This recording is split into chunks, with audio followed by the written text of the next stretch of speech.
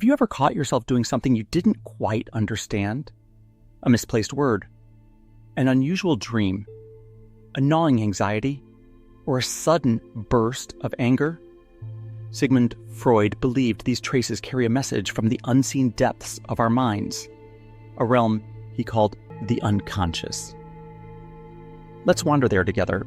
Sigmund Freud gave us one of the most daring ideas of the 20th century, that what you define as you may not be the whole story.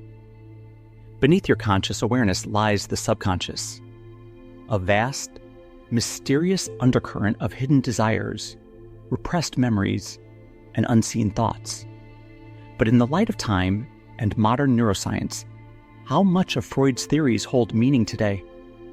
Understanding the unconscious might help explain not only ancient mysteries of the mind, but also our present struggles with identity, anxiety, and self-sabotage.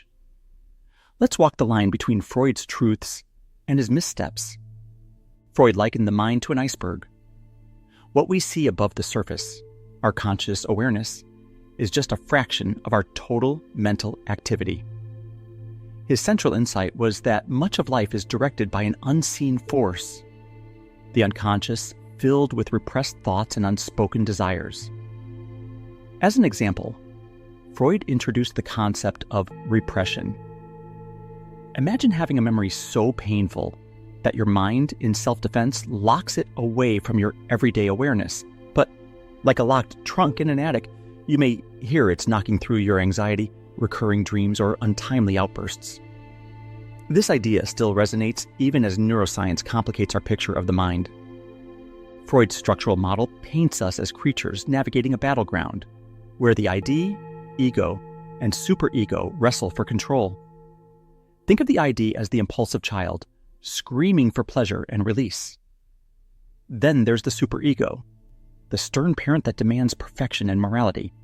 And in between, the ego, the negotiator, balancing primal instincts against societal norms. Consider those moments when you're torn between indulgence and discipline. A second helping of dessert or sticking to the diet? This internal struggle, Freud argued, is the ego's daily work. While modern psychology critiques these overly distinct categories, they remain a poetic representation of the human experience. But step back for a moment. In this struggle between ID, ego, and superego, where do you feel most often pulled? Which voice inside you carries the loudest weight? Pause and listen carefully. Are you in battle, or is there peace in your inner dialogue? While Freud's iceberg metaphor is evocative, modern neuroscience offers its own revelations. We now know that the brain is not neatly divided into conscious and unconscious compartments. Instead, it's a living labyrinth of neural networks constantly interacting. Advanced neuroimaging reveals that feelings, memories, and decisions are distributed across regions of the brain rather than confined to a specific unconscious realm. Does this diminish Freud's vision? Not entirely. His insight that unseen forces guide so much of what we do remains relevant. What has shifted is how we understand these forces, more as patterns in a dynamic connected system rather than a hidden, singular, subconscious self.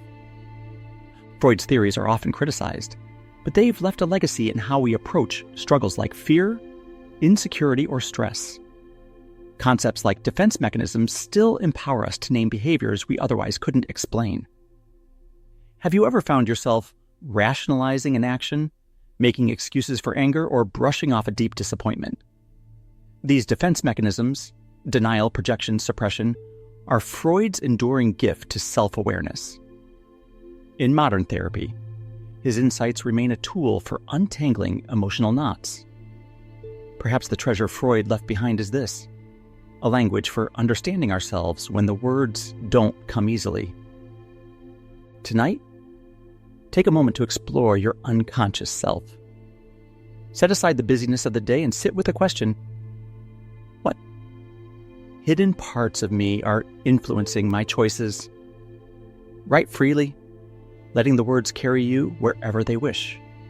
Begin with a simple prompt. I wonder why I feel... Don't try to solve the mystery, just observe it. You may discover a forgotten worry tugging at you, or even a buried joy waiting to resurface. This small act of curiosity is a step toward unlocking the unknown within yourself.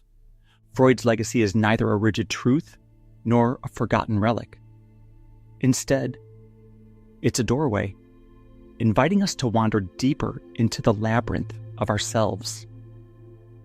The unconscious mind, as Freud imagined it, may not be entirely as he described, but its presence remains undeniable, shaping our thoughts, our dreams, and our lives. So, as you move forward tonight, ask yourself, how often do I listen to the quiet whispers of the unseen?